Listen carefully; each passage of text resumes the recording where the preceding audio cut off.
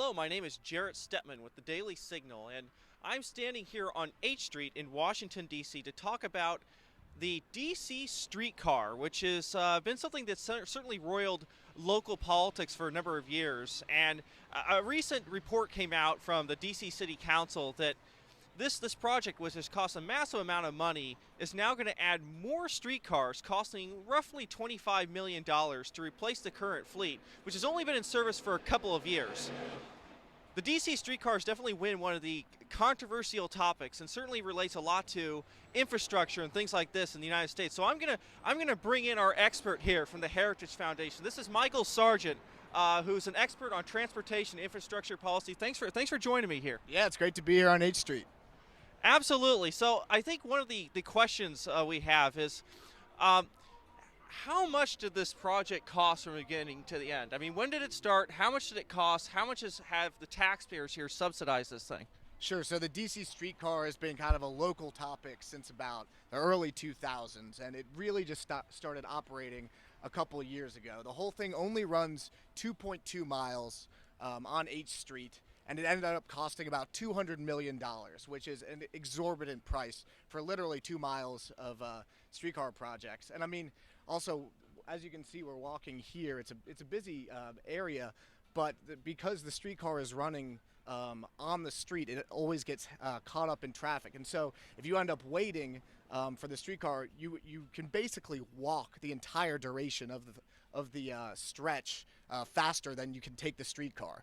And so that's been one of the main kind of contentious issues aside from the cost. But this latest report is kind of just the newest thing to embroil the whole controversy. I mean, that really is what strikes me here, is that there was a proposed, I think it was 40 miles that this thing was supposed to be. They started laying track here in 2009. Here we are in 2018, and we only have a roughly 2 miles of track only in the A Street area. I mean, this was supposed to extend to Georgetown, which I think there's still a proposal to do. It's supposed to extend to all parts of the city, yet they've already spent $200 million on this. I mean, how much more are they thinking on spending on this project? That's right. The next stretch that they're proposing is across downtown to Georgetown, and they're saying that's going to cost $400 million, which I think is just complete bogus. It costs $200 million on H Street, which is a relatively not too complicated project in terms of putting the rails down. But when you extend all the way to Georgetown, you're going through the heart of downtown DC on K Street, and they're talking about reconfiguring the entire street on K Street. Heads up here. And in the heart of downtown DC, and saying that is going to cost roughly the same per mile, even given how egregious this one is, I think is just a complete underestimation, especially with all these kind of cost overruns we're seeing. And I mean, they're already having to get rid of the original streetcars that they purchased. They've been around for 2 years. They're supposed to last about 3 decades, and they're already scrapping them. And that's a problem that we see kind of across the board in transit projects in the U.S. because of the ridiculous regulations when it comes to sourcing streetcars and Buy America regulations, which makes it really complicated. But even this is kind of taking it to a whole new level. Now, one of the, of course, justifications for the streetcar projects, not just in D.C. but around the country, is that it really boosts the local economy, that somehow by having the taxpayers fund all these projects, that we're somehow helping the locals, the local businesses. Can you kind of address that?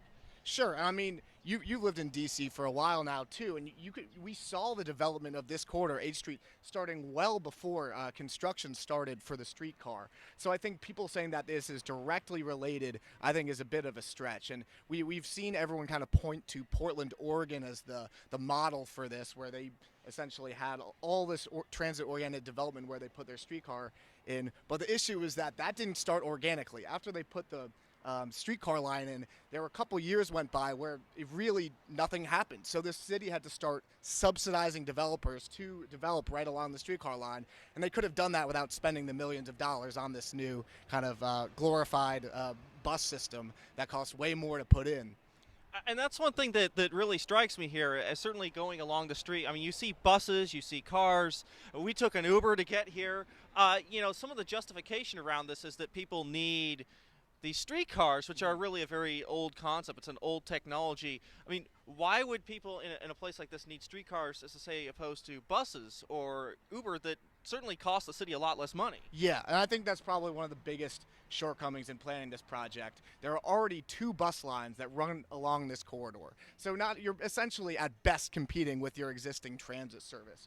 And even more egregious is here because the streetcar doesn't have its own dedicated right-of-way. If a car pulls out or a police car pulls over into its track, unlike a bus which can move around the car, the streetcar just has to sit there stuck, causing its passengers delays. The first day that it opened, the thing hit a car and caught on fire. And buses, of course, yes, you have traffic that it gets caught in. You can help remediate that problem by setting up certain either expediting streetlights or setting up its own BRT right-of-way, which is essentially gives the bus its own right-of-way. But even if that gets blocked, it can move around it. Unlike the streetcar, you're stuck. You're stuck there sitting. Yeah, I really kind of go through with me. I mean, this project had a lot of problems right from day one. I mean, the track initially started being laying down in 2009. And as you said, there were a lot of initial problems. I mean, I remember some of the reports coming out at the time of these things hitting cars on the side of the road. I think a police car was even nailed at some point. There seems to be an incompatibility with the streetcar itself and the traffic patterns around this. Is this something that happens around the country? Is this a D.C. problem, or is it a national phenomenon? It is. It's both. And so just streetcars in general, they don't make all that much sense given the alternatives. Even light rail is egregiously expensive. I think generally a waste of money, but at least it has its own dedicated right-of-way. It can move outside of traffic. Buses, you can run them. They're much cheaper to run. They cost about half as much to operate. Capital costs are much, much lower. So if you basically set up a good bus system here, it would be far superior to the streetcar project. And so that's kind of on just the overall aspects when it comes to this type of transit. DC had its own management problems as well. And that stems from kind of just local bureaucratic incompetence. We had a big problem with the streetcars themselves because they ended up sitting and rotting for a while. So they essentially had to redo them and reorder them before they even started running. There was some planning problems with the street, so they ended up putting a segment of track down that they had to rip up and re-put in because there were problems there. And then also now the streetcar is free because they cannot coordinate with the transit agency, WMATA. This is actually run by DC Department of Transportation, which are separate entities, and they cannot coordinate a transfer when it comes to the smart trip payment system at WMATA. And after years of looking into this, they realized that putting in the payment systems would not ever pay for just that, let alone the cost of actually operating the streetcar itself. So even just trying to collect money would have been more expensive than actually having people pay for it. So I mean, it's just a complete boondoggle when it comes to actually having the people who use it end up sharing some of the costs. Yeah, absolutely. Talk a little bit about the funding, because I think some people worry that, I mean, this project could be getting federal funds, that it could be getting money not just from the taxpayers here, certainly not, clearly not from the actual riders at this point, but from Americans in general. Has that been the case in this case, or? Yeah, across the country there's a program called the New Starts project that specifically sets aside money for new transit projects. And what we've seen from that is just a whole host of spurring exactly this kind of wasteful and essentially just bad transit projects across the country, because you have the free money problem. The federal government picks up anywhere from 40 to 60% of the cost, and local taxpayers then have to cover the rest of it. But it's essentially just a contest between all the cities across the country as to who can devise the biggest, grandest, essentially most shiny transit project, come to the federal government, have them pick up some of the cost. And then the city is then stuck with an operating tab for this thing for decades into the future after the federal money is dried up. And that's produced a whole bunch of bad projects across the country. So this is not something, even though this project actually did not receive a lot of federal funds, from that program. This is something that I think taxpayers across the country should be worried about. And it's even worse for something like this where they're not charging the riders anything, whereas normal transit, at least here in D.C., the subway here collects at least about 50% of its operating costs. So it's even running into harder financial times because the city is covering not only all the operating costs, but also the original cost of putting in the tracks and buying the streetcars. So how does DC untangle itself from this mess? I mean, it seems like there's a lot of complications. Obviously, the expenses have gotten ridiculous. I mean, the proposed extension out to Georgetown is supposed to be an additional $400 million on top of the $200 they've already spent for this. How does DC untangle this and create a better system here for riders, for people who are just want better infrastructure on the H Street and other parts of DC? Is there a way to get out of this mess? Yeah, this is kind of a classic at this point, a classic case of the sunk cost fallacy, where they figure, we're already $200 million in the hole on this thing. They're losing money by the day because obviously it doesn't collect any fares. So I think they just got to stop right now and say, okay, we messed up. Reprogram all the money it has set aside for these new extensions and buying the new streetcars. Use that to actually implement and redesign the bus system here, because the city is laid out fairly well for buses, and the routes a lot of the time are really circuitous. They're not direct at all. So I think they should totally revamp that before we start spending any more money on this thing. And eventually you're going to have to tear up the tracks because they're hazardous cyclists. And DC is actually growing in regards to bicycle commuting. So that's eventually going to have to be addressed. But I think we got to stop right here when it comes to running these things and actually take a sober look at what the future of DC transit is going to be. Absolutely. So it just so happens that right here on the streets of DC, we run into these taxpayers, and one of my coworkers at the Daily Signal, our social media manager, Lindsay Fifield, who is walking her very precious dog, Daisy. Lindsay, do you want to talk about this issue of the DC streetcar? I know you've been here in this area for a while. You may have a few thoughts. Yeah, so this is my dog Daisy. I don't know if you guys can see her. She's very cute. Every day I walk from my house here on H Street to work at the Heritage Foundation, and I walk there because it's such a short walk, but I also walk home and get the dog. The streetcar, I echo everything that Michael has said. He absolutely nailed it, because it really has just been a complete nuisance. I mean, just to kind of go off of what you said as well, we live on 8th Street. Our view is 8th Street. We look down every single day and see the streetcar at a complete standstill, because the only thing that you need to do to stop a streetcar, it's about to happen right behind us right now. Look, turn around. There's a FedEx truck and there's a streetcar. So those people on that streetcar are going to be waiting until that FedEx truck moves. And you're going to see people get off and do what every normal person should do and just start walking down the street. Because as Michael mentioned, you can actually walk faster than a streetcar. And so until this FedEx truck moves, you're going to see the people on that streetcar just sit there and wait, whereas a bus will just go around the FedEx truck. And so we see that every single day, every single night, as the streetcars come up, buses pass them, you can get off and you can just, the parking situation around them is crazy. So my dog's kind of trying to go away. Sorry, Daisy, just a little longer.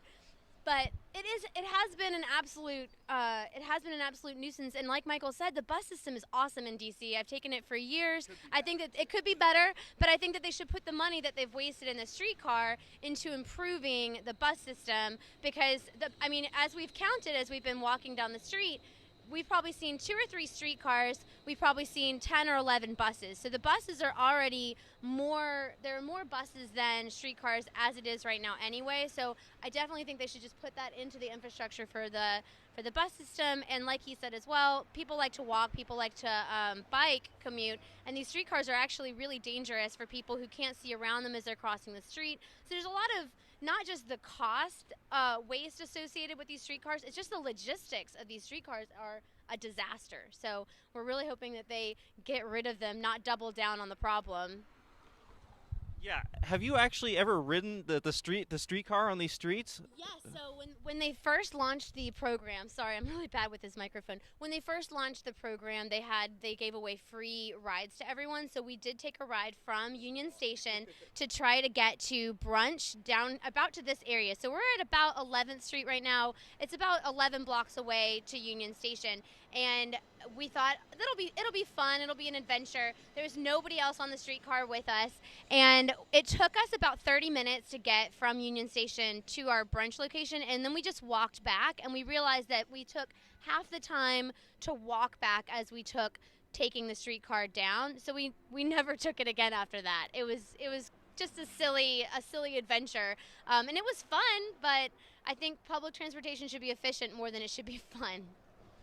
I have to say, just kind of observing down here, it doesn't appear that there are a lot of people on the streetcar. Now, you're here at different times. Would you say there are times that are peak times, peak hours? I mean, we're here in the middle of the day. Would you say maybe at night maybe more people going to bars or things like that? You think there's a higher ridership? Absolutely, and as you see, if you walk down the street past, we're in a more of a bar area. You'll actually see stickers and signs that say "I love the DC streetcar," and those are bar owners because they like that the streetcars do bring a couple people to their bars, or they want the streetcars to bring people to their bars. But normal commuters do not take the streetcar because there's really no benefit to it. I mean, everyone takes the bus. If you're commuting to the Hill, if you're commuting to downtown from 8th Street, you're either going to be riding your bicycle, you're going to be taking an Uber, or you're going to be riding in a bus. Because the streetcar, as Michael and Jarrett mentioned, it's only 2 miles long, so you're going to have to get off the streetcar at some point and take a bus or walk the rest of the way anyway. So not a lot of people take it to get to work, and as you notice, there's just not a lot of people who ride it regularly.